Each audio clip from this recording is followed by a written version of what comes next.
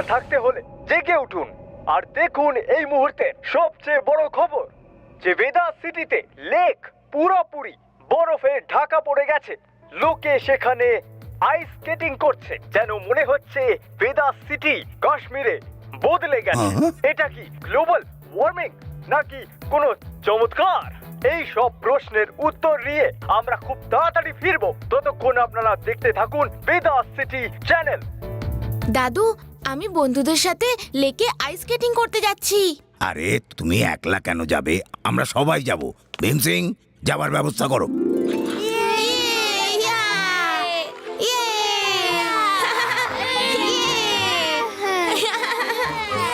নমস্কার বাচ্চারা, তোমরা স্কেটিং করো, আমি আর তোমাদের দাদু এখানে বসছি।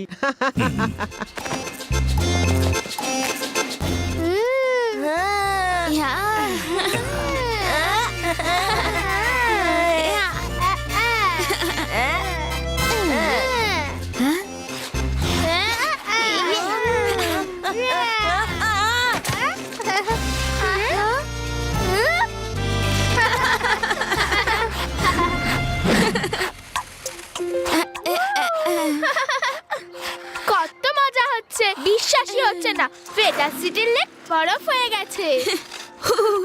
হ্যাঁ রেভা, যেন মনে হচ্ছে আমরা আন্টার্কটিকাতে আছি। দেখো আমি কি সুন্দর স্কেটিং করি।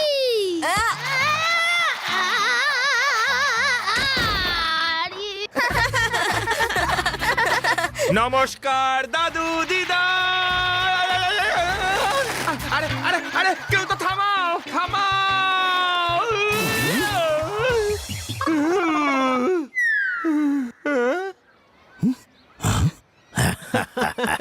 একবার আমাদের গ্রামের লেকটাও ঠান্ডায় জমে গিয়েছিল। আমি টানা 3 দিন স্কেটিং করেছিলাম। আর চতুর্থ দিন আমি চোখ খুললাম তো বুঝতে পারলাম যে আমি স্বপ্ন দেখছিলাম।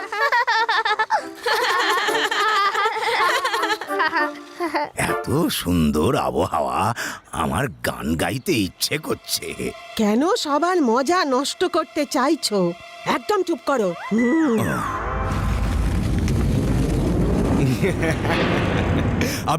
আবিষ্কারের কোনো তুলনা নেই।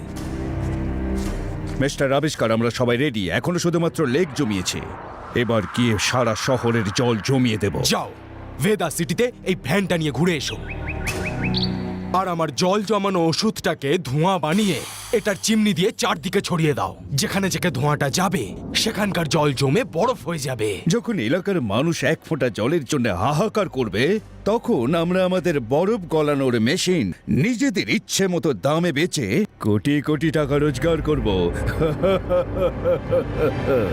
ইয়েস ইয়েস, আবিষ্কারের কোনো তুলনা নেই।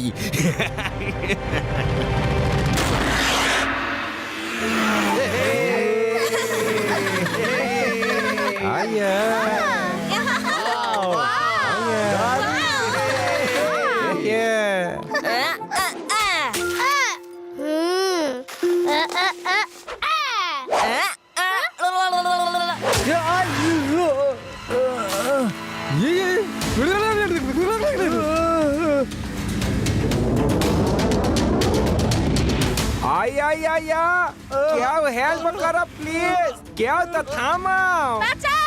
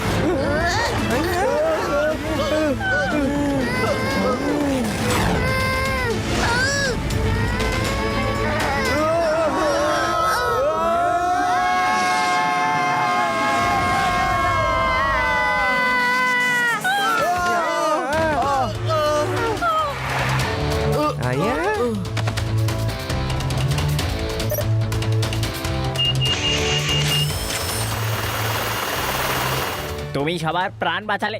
Thank you Shiva. It's okay uncle.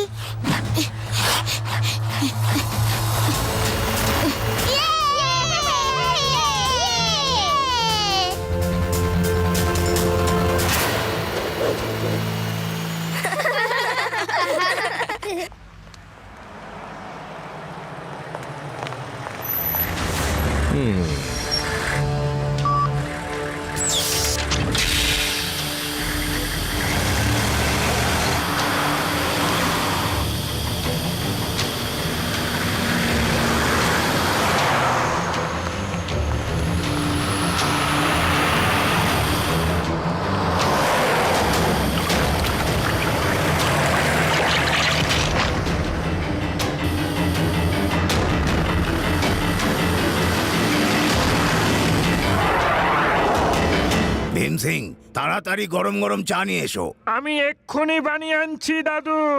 হ্যাঁ।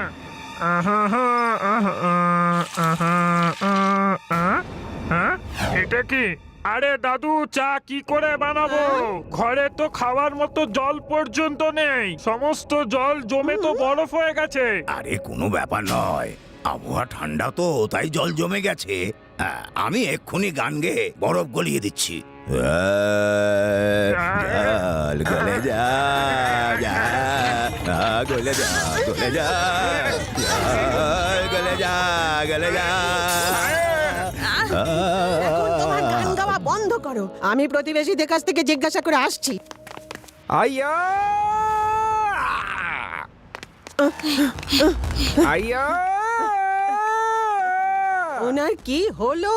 আরে ও তো লঙ্কা খেয়েছে, আর ঘরে এক ফোঁটা জলও নেই, সব জমে গেছে বাবা। আরে বাবা, আমাদের বাড়িতে এক ফোঁটা জল নেই। শুনেছি বেদাস চকের কাছে যে চাপাকলটা আছে তাতে জল পড়ছে, তাড়াতাড়ি চলো। চলো চলো ভীম সিং, জল তুলতে চলো।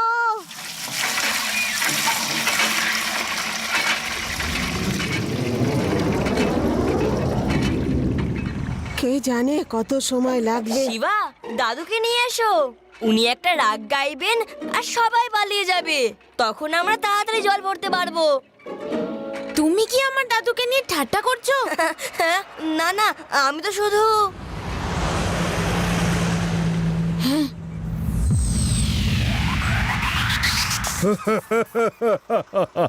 জল ভরো ভরো, আর কতক্ষণ ভরবে?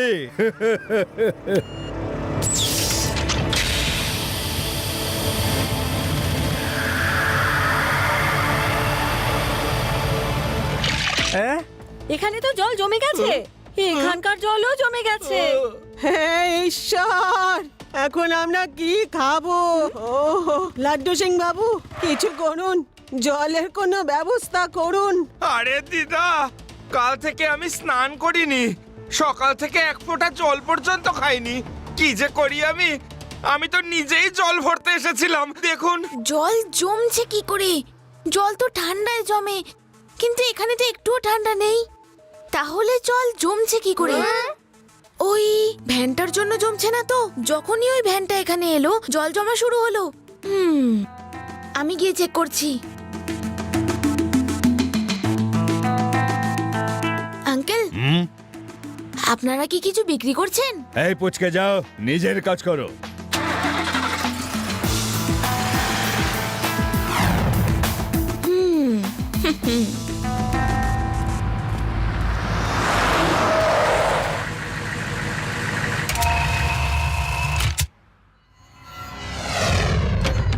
আসুন সব ভাই বোন বন্ধুগণেরা, নিন বরফ গলিয়ে ফেলার মেশিন। আর কারোর বাড়িতে জলের কোনো সমস্যা হবে না। নলেতে, কুয়োতে, ড্রামেতে কোথাও আর জল জমতে পারবে না।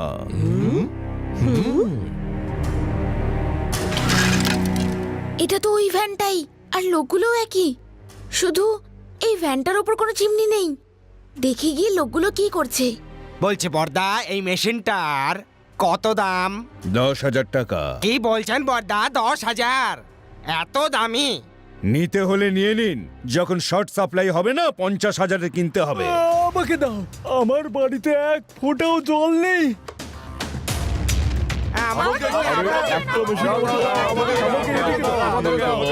এই মেশিনটা নিয়ে কি করবো বলুন তো?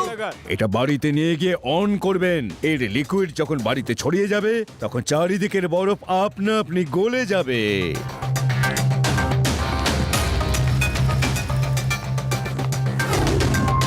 ও তাহলে এই ব্যাপার। যদি এদের মেশিনটা বরফ গলাতে পারে তাহলে জমাতেও পারে। আমার মনে হয় এরা প্রথমে জল জমায় আর তারপরে বরফ গলানোর জন্য এই দামি মেশিনটা বিক্রি করে। আচ্ছা আমাকে একটা দেবেন। সরি মেশিনের স্টক শেষ হয়ে গেছে। আমরা আবার কাল আসবো। আমি গিয়ে দেখছি ওরা কোথায় যাচ্ছে।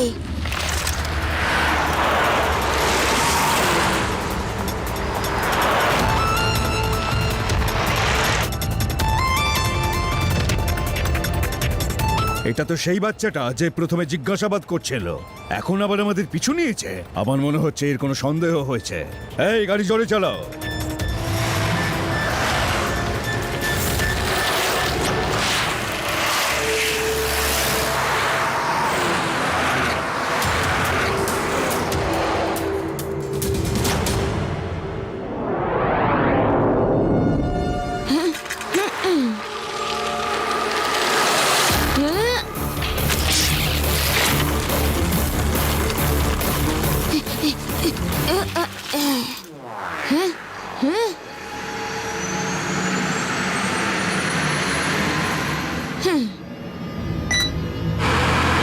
ভালোই হয়েছে বাচ্চাটার পিছু ধাওয়া করতে পারেনি।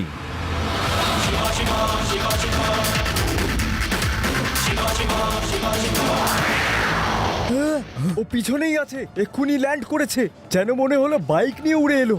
ও নো, এর একটা ব্যবস্থা করতে হবে। আবিষ্কার চাঁদকে জানাতে হবে। ওকে, ডোন্ট ওয়ারি, চিন্তা করার কোনো কারণ নেই। এরকম বিপদকে রাস্তা থেকে সরানোর ব্যবস্থা আমি করেই রেখেছি। Hello tiger.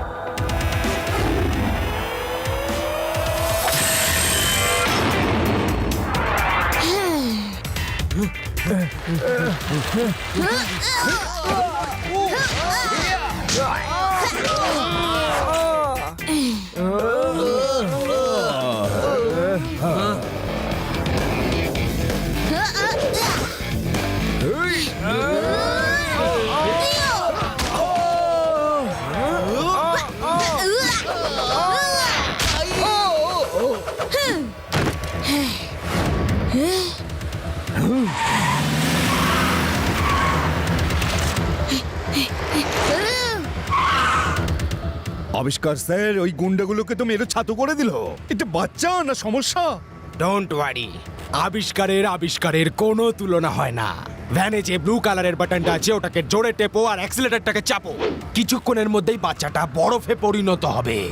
ওকে বস।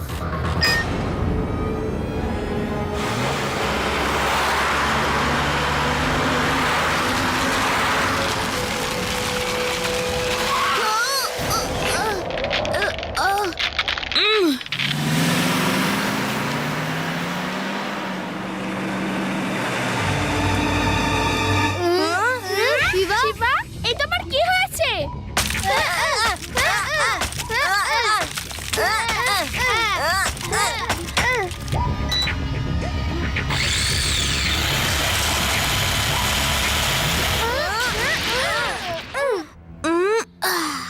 এই ভ্যানের গ্যাংটা দেখছি বড্ড চালাক। লোকগুলো প্রথমে জল জমায় আর তারপরে আইস গলানোর মেশিন বিক্রি করে। লাড্ডু সিং স্যারকে নিয়ে এসো, আমি ওদের পিছু নিচ্ছি।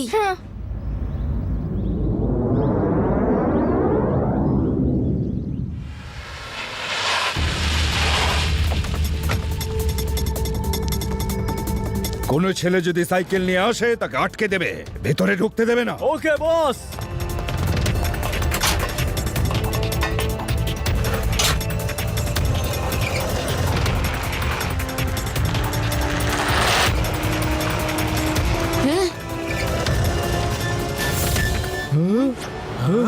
এই থামো, কে তুমি? সরি, একদম সময় নেই, নয়তো বলতাম আমি কে।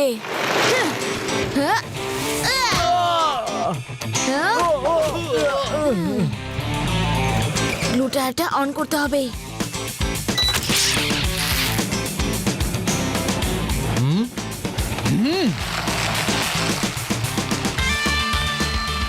এই আপদ তো দেখছি কিছুতেই পিছু ছাড়ছে না।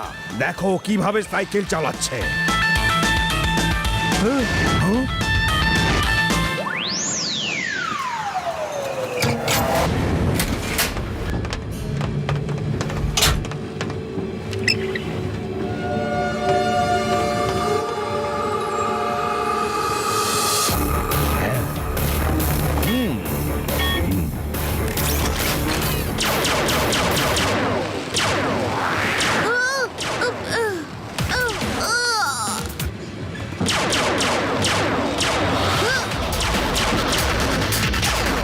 কি করছো তোমরা?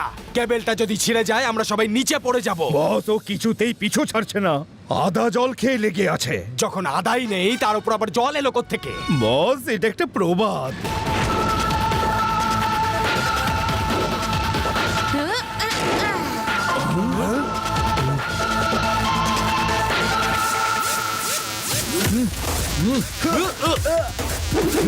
এরা দুজন আমার বেস্ট কমান্ডো, এক্ষুনি ওর সমস্ত হাড়গোড় ভেঙে দেবে।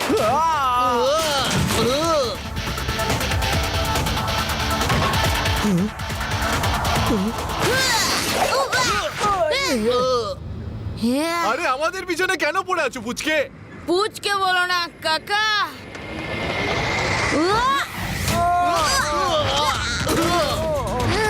শিবা, আমি হলাম শিবা। কেউ ওকে আটকাও, আটকাও ওকে।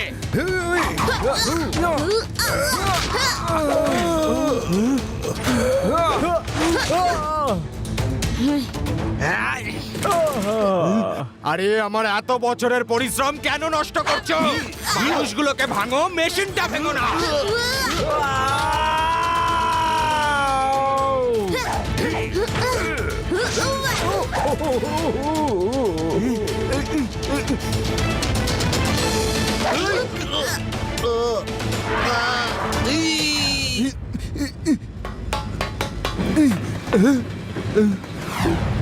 কেন আমার পেছনে পড়ে রয়েছো?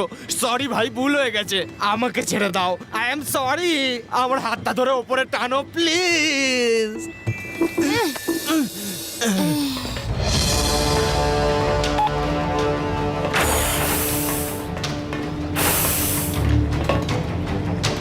আমি কখনো এটা ভাবিনি যে একটা পুচকের কাছ থেকে, মানে শিবার কাছ থেকে আমাকে কখনো মার খেতে হবে।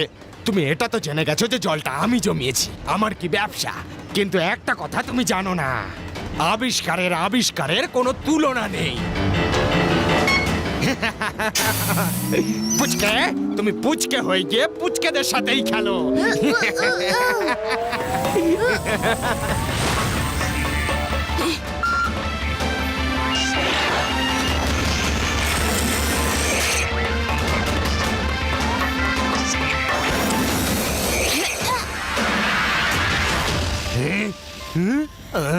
এ আবার ওড়েও নাকি? সায়েন্টিস্টটাকে ও নাকি আমি? চলো আঙ্কেল, জেল থেকে ঘুরে আসি।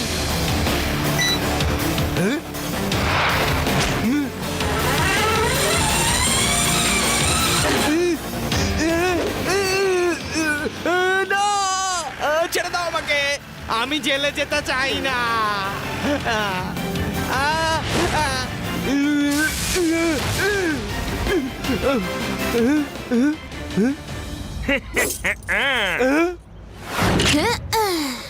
লাড্ডু সিং স্যার, এই নিন আপনার অপরাধী। এবার আপনি ওকে জেলে নিয়ে গিয়ে জমিয়ে দিন। নিয়ে চলো আমাকে, এই পুচকাটার থেকে যত দূর হোক না। আমি বলতে চাইছি যে এই শিবার কাছ থেকে যত দূর হোক আমাকে নিয়ে চলো। এর মুখ আমি দেখতে চাই না। জেলে শুধু আমার মুখই দেখো।